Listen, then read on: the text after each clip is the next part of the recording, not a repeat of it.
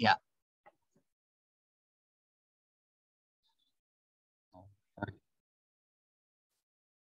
Teman-teman semua, keadaan saat ini kita mungkin banyak mendengar dan mengalami. Ada beberapa dari di antara kita mengalaminya. Tapi mari kita sama-sama mau belajar firman Tuhan untuk siang hari ini. Yaitu bagaimana keadaan dan kondisi kita banyak kita mendengar dan melihat, dan juga ada yang mengalami, ada yang sakit atau mungkin kerabat kita yang mengalami sakit, kemudian ada yang ditinggalkan di dalam kedukaan, kemudian ada juga ya beberapa orang yang mungkin ya yang sangat agak kurang mengenakan, yaitu tersandung hukum ataupun bagaimana keadaannya. Dan corona ini mengakibatkan begitu banyak luar biasa dampak di dalam kehidupan kita sebagai anak-anak Tuhan. Ada yang di PHK dan bagaimana perusahaan tempat orang-orang bekerja mengalami kebangkrutan. Saya punya teman dan juga mengalaminya. Dia juga ada beberapa yang kerja dan istrinya juga dirumahkan. Kadang-kadang masuk juga hanya cuman seminggu 2 kali gitu ya. Jadi berdampak banget bencana alam. Tapi semua ini menimbulkan sebuah pertanyaan di dalam hidup kita mungkin ya. Mengapa Allah memperkenankan masalah dan keadaan yang kurang baik itu terjadi di dalam kehidupan kita sebagai anak-anak Tuhan. Nah, dan kemudian juga ada yang mungkin bertanya, saya itu harusnya bagaimana sih menghadapi pergumulan ini ya, Bapak dan Ibu semua yang hadir di sini. Mungkin ada yang mengalami pergumulan, ada pertanyaan itu di benak Bapak dan Ibu, bagaimana sih saya harus berespon atau bertindak gitu. Oke, tema yang diberikan kepada saya adalah berseru kepada Tuhan. Di dalam Mazmur 107 ayat 19 sampai 20, maka berseru-serulah mereka kepada Tuhan dalam kesesakan mereka dan diselamatkannya mereka dari kecemasan mereka. Nah, tolong perhatikan, pasal 20 ini tiba-tiba ada kalimat yang seperti ini. Disampaikannya firman-Nya dan disembuhkannya mereka, diluputkannya mereka dari liang kubur. Atau ada tentang hal kematian gitu ya. Jadi kalau Bapak dan Ibu semua membaca dengan baik, nanti kalau sudah pulang tolong dibaca lagi 107 ini sebetulnya yang tadi bagian yang ayat 19 dan 20 yang Pak Sucianto berikan kepada saya, itu sebetulnya penggalan ceritanya saja. Penggalan cerita cuplikan dari pasal 107. Mazmur ini adalah bentuknya pujian. Jadi isinya itu ada pujian, ada pengucapan syukur, ada iman, ada pengharapan, ada duka cita karena dosa, kesetiaan, dan pertolongan Allah. Ini adalah gagasan kitab ini sebetulnya. Nah, dari 107 ini kalau dibaca baik-baik, saya menyimpulkan ada kondisi warnanya yang saya kasih warna yang berbeda ya Bapak dan Ibu. Tolong perhatikan. Warnanya itu agak coklat. Kemudian ketika nanti ada bulatan coklat berarti kita lagi ngomongin kondisi. Kalau nanti kemudian ada respon dan respon manusia, kemudian pertolongan Allah warna kuning, dan kemudian warna biru ini adalah iman. Tujuannya sebetulnya kenapa Allah memberikan masalah pencobaan di kehidupan saya dan Bapak dan Ibu semua dalam keadaan yang sekarang Bapak dan Ibu alami, itu adalah sebetulnya tujuannya yang ini sebenarnya, untuk iman dan bagaimana iman ini terbentuk nantinya ya Bapak dan Ibu. Jadi di dalam pasal 107 ini ada 4 kondisi yang diceritakan oleh Mazmur di situ. Yang pertama adalah sebetulnya pengembaraan. Jadi kalau Bapak dan Ibu baca dari ayat 1, itu nanti digambarkan ada sebuah gambaran tentang pengembaraan di padang. Di padang belantara saat kembali dari pembuangan di Babel. Ada orang-orang, berarti nggak cuma satu orang, banyak orang yang ngalamin saat itu waktu berangkat dari Babel, dari pembuangan menuju ke Yerusalem kembali, dan kemudian mengalami satu daerah yaitu padang pasir ya, udah jelas digambarkan di situ. Kemudian gambaran yang kedua itu di kondisi yang kedua adalah perbudakan. Jadi bangsa Israel pada saat itu kalau diperbudakan udah jelas ada siksaan dan hukuman di penjara. Nah, di situ digambarkan nanti. Kemudian kondisi yang diberikan oleh Allah pada saat itu yang menggentarkan hati manusia itu adalah sakit penyakit. Dan yang ketiga, yang keempat adalah kesusahan di mana digambarkan laut. Di situ kalau kita ada di sebuah kapal, kemudian di atas laut Samudra Raya ada ombak yang besar, badai yang besar, itu menunjukkan kekacauan dan rasa kekacauan yang mematikan. Itu adalah gambaran dari penderitaan orang sampai nanti bisa sampai ke sebuah titik nadir manusia gitu ya. Nah, dari kondisi ini saya mengajak kepada Bapak dan Ibu semua yang hadir di sini untuk melihat bahwa inilah kedaulatan Allah. Inilah Allah yang berdaulat, Allah yang bisa melakukan semuanya gitu. Allah tidak bisa diintervensi oleh kita sebagai manusia ciptaannya. Ya. Nah, jadi penting ini, poin ini penting. Allah yang berdaulat ya. Jadi dalam kondisi apapun, baik Bapak dan Ibu sekarang sedang mengalami keuangan, sakit penyakit, mamah di rumah, ini sebetulnya Allah yang berdaulat. Ya, teman-teman semua yang hadir di sini, atau misalnya saya punya bisnis, aduh susah banget gitu ya. Nah, jadi Allah lah yang berdaulat. Kita harus punya pemahaman ini. Nah, semua kondisi ini akan mengakibatkan di satu titik di mana kita jadi kayak titik nadir gitu. Titik di mana kita itu paling bawah gitu. Perasaan kita tuh paling bawah. Coba perhatikan orang yang ada di padang pasir, dia tidak mau nyari kota, tapi dia tidak bisa menemukan kota. Haus, lapar itu benar-benar lemah lesu di dalam diri orang yang sedang berjalan di gurun pasir. Ini nadir banget gitu ya. Sehingga inilah poin kenapa kita di dalam kelemahan kita harus berseru kepada Tuhan. Terus di dalam pembuangan di Babel dan di Mesir, orang Israel di dalam penjara, duduk di dalam gelap dan kelam, terkungkung sengsara di dalam pintu besi. Akhirnya mereka tidak ada yang menolong. Dia ini titik nadirnya bangsa Israel loh. Jadi sehingga di dalam kelemahan kita bisa berseru kepada Tuhan. Di dalam sakit penyakit kita bisa melihat bagaimana kita tidak bisa enak makan, tidak bisa makan sampai akhirnya aduh rasanya ini kayak yang mau mati gitu ya. Nah, bayangkan kita kalau sakit rohani, ini rasanya kering banget gitu hidup ini gitu. Nggak ada satu siraman rohani, kayaknya nggak ada sukacitaan di dalam kehidupan gitu ya, teman-teman semua. Nah, yang keempat ini titik yang paling bawahnya itu digambarkan bahwa ada satu titik di mana kita itu huyung-huyung, mabuk, kehilangan akal. Ya, ini sampai kita itu benar-benar bisa di titik yang terendah di dalam kehidupan kita.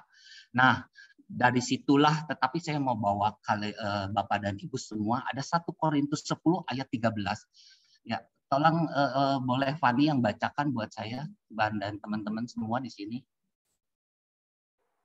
1 Korintus 10 ayat 13. Pencobaan yang kamu alami ialah pencobaan biasa yang tidak melebihi kekuatan manusia.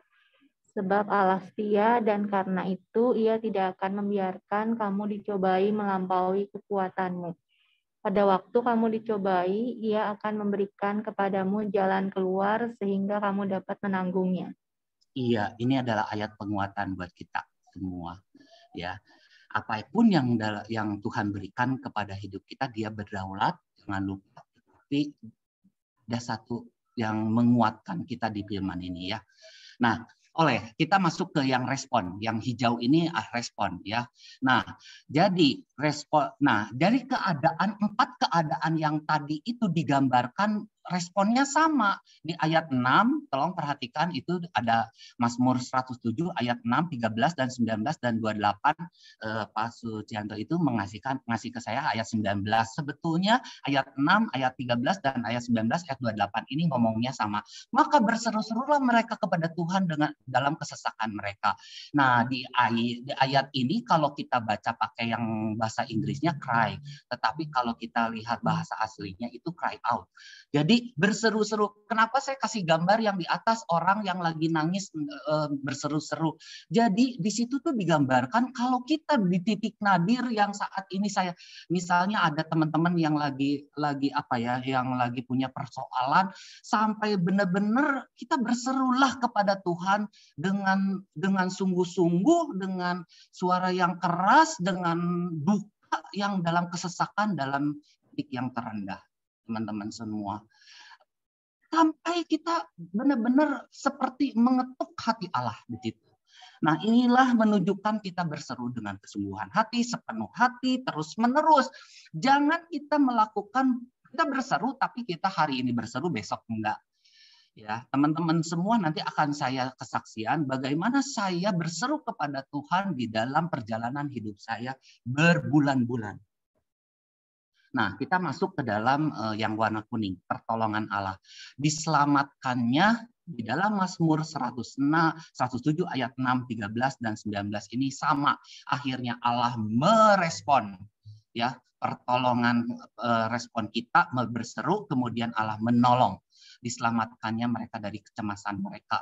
Ini menggambarkan hal yang sangat penting. Pemahaman kita harus tahu bahwa Allah ini Allah yang peduli. Allah yang peduli kepada kita semua, kepada Bapak dan Ibu, rekan-rekan semua yang ada di Pulasuri, dan saya semua anak-anak Tuhan ketika berseru. Allah itu peduli, Allah itu konsisten. Dari dulu sampai sekarang Dia peduli, tidak pernah berubah. Kalau Allah berubah, bukan Allah. Allah berkuasa dari segala jenis kondisi itu seizin Allah. Dan dapat diselesaikan oleh Allah. Kita itu manusia sebagai ciptaan. Allah itu pencipta. Ini paling dasar pemahamannya. Jadi Bapak dan Ibu, ini harus kita tangkap pemahamannya. Allah yang berdaulat, Allah yang peduli, Allah yang konsisten. Dia tidak pernah berubah, dia tidak pernah ingkar janji kalau dia akan menyelamatkan kita. Kalau dia memberikan satu masalah, dia akan menyelamatkan kita. Untuk apa? Yaitu, tolong perhatikan, ini masih warna kuning. Markus 4 ayat 39. Nah, ini adalah sebuah cerita. Ya, cerita tentang murid-murid Tuhan Yesus di sebuah kapal. Ya, teman-teman semua, mari kita menyeberang gitu ya. Kemudian Tuhan ada peristiwa yang luar biasa yang membuat down banget di atas kapal, kemudian sampai di titik yang nadir yang sangat terendah, murid-murid meminta pertolongan. Ia pun bangun dan menghardik angin itu dan berkata kepada danau itu, diam, tenanglah, lalu angin itu reda dan danau itu menjadi teduh sekali.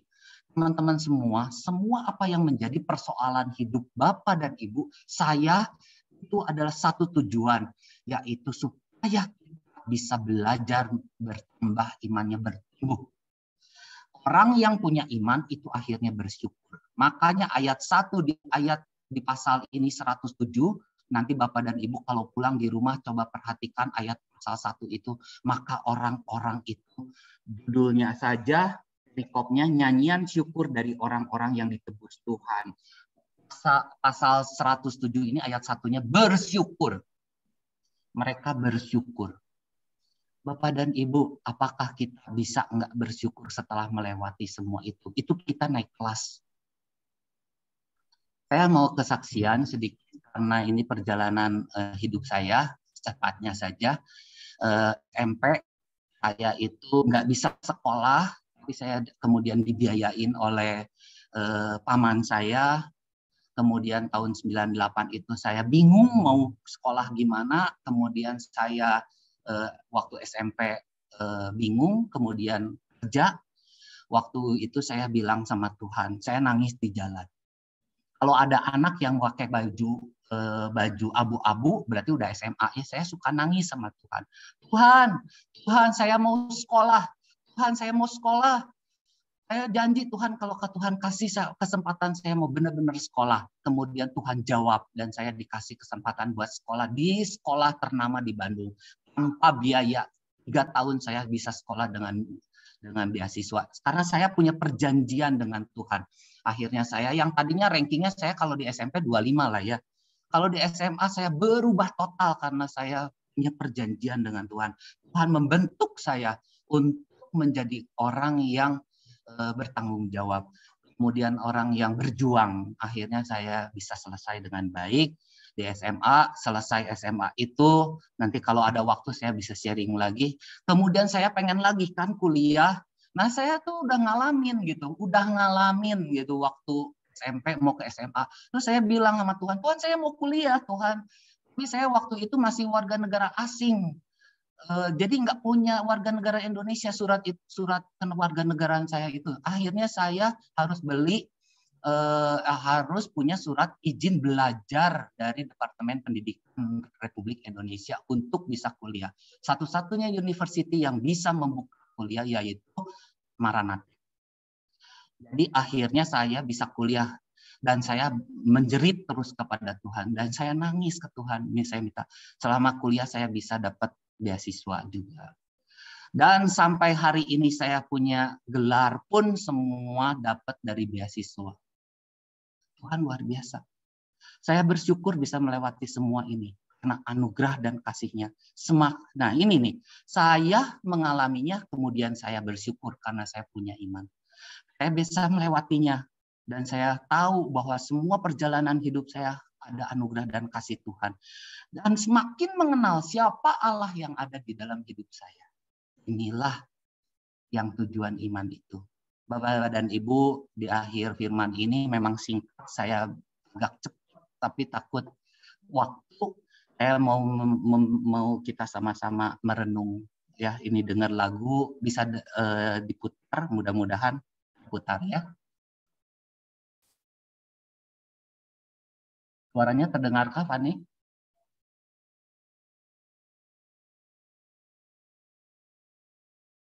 Suaranya terputar, terdengarkah?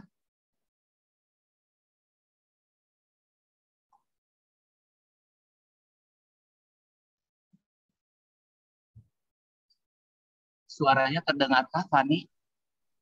Belum masuk. Kalau terdengar, belum ada. Bapak dan Ibu, Fani yang acungin jempol boleh? Belum kedengeran. Belum, Pak, belum. Kalau ada. Ya. Engkaulah kuatku yang menopangku, ku pandang wajah-Mu dan berseru, pertolonganku datang dari-Mu. Teman-teman semua, mari siang hari ini saya mengajak untuk kembali kepada apa yang menjadi firman Tuhan, katakan berseru kepada Tuhan untuk satu tujuan, yaitu menjadi kita lebih dewasa karakter, iman bertumbuh. Apapun yang kita alami, saya yakin Bapak dan Ibu mungkin ada pergumulan apa, tapi Bapak dan Ibu semua yang hadir di sini bisa belajar, bisa melihat Allah yang berdaulat, Allah yang peduli, Allah yang konsisten, Allah yang mengerti.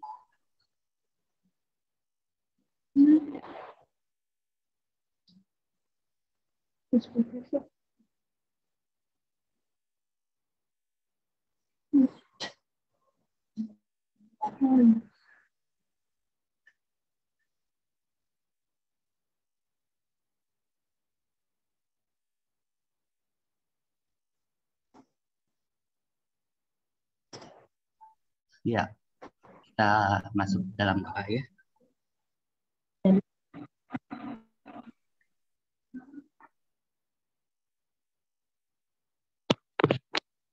Mari kita satu dalam doa.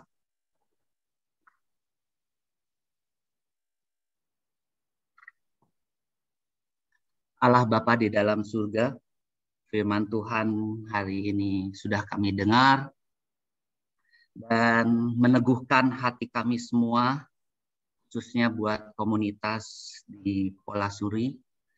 Tuhan selalu mengingatkan kepada kami dan siang hari ini Tuhan kembali mengingatkan untuk kami menjadi orang-orang percaya yang selalu berseru kepada Tuhan dan melihat dalam segala perkara kehidupan kami siapa Engkau Allah. Allah yang begitu luar biasa. Allah yang besar, Allah yang berdaulat, Allah yang hidup, Allah yang mengerti, Allah yang tidak pernah meninggalkan kami. Dan itu punya satu tujuan, yaitu Allah yang bertujuan buat hidup kami masing-masing secara pribadi lepas pribadi. Terima kasih ya Bapak untuk firman ini, dan terimalah berkat daripada Tuhan. Kiranya kasih Allah Bapa, kasih Allah Anak, kasih Allah Roh Kudus selalu memampukan kita untuk berseru dalam segala hal dari sekarang sampai selama-lamanya. Amin. Bless you, Tuhan memberkati.